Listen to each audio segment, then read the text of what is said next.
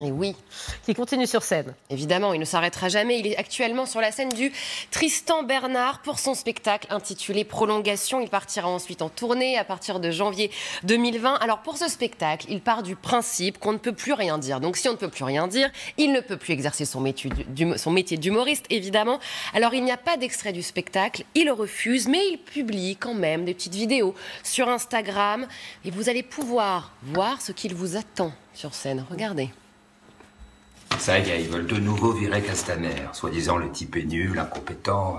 Touchez pas à Castaner. Pour nous, les humoristes, c'est le Graal.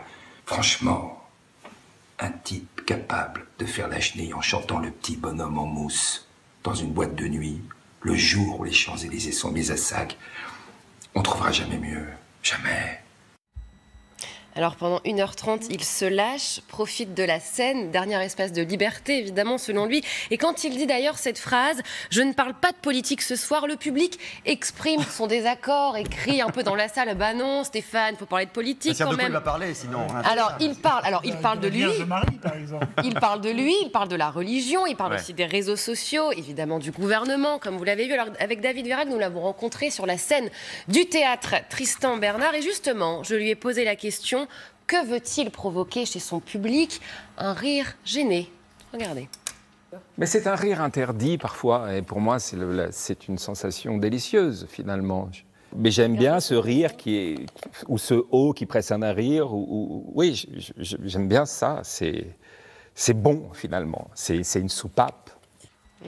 Alors, parfois on n'ose pas, hein. C'est vrai qu'on voit, j'allais dire, on donne un petit coup de coude à son voisin qui est à côté, mais bon, c'est pas trop, voilà. Alors Stéphane Guillon qui a été quand même renvoyé de la télé et de la radio, et je lui ai posé la question, est-ce qu'il a des regrets aujourd'hui?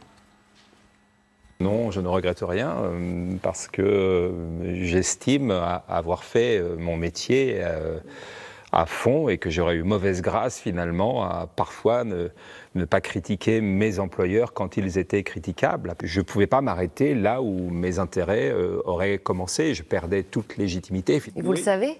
Comment vous avez envie de continuer? Essentiellement sur scène. Essentiellement sur scène, peut-être un jour à la radio, parce que j'aime beaucoup la radio, si on me le propose.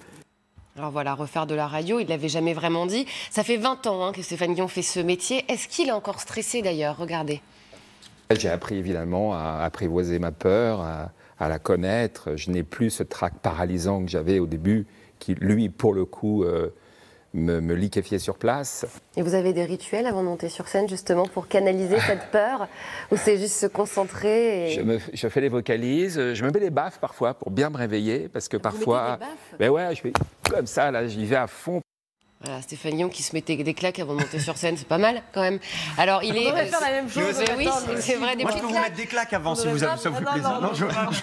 Alors il est sur scène du Tristan Bernard avant de partir en tournée et on peut le retrouver également dans le Bazar de la Charité sur TF1, la nouvelle fiction. Ah, ce sera bien. Qui va bientôt arriver. Exactement.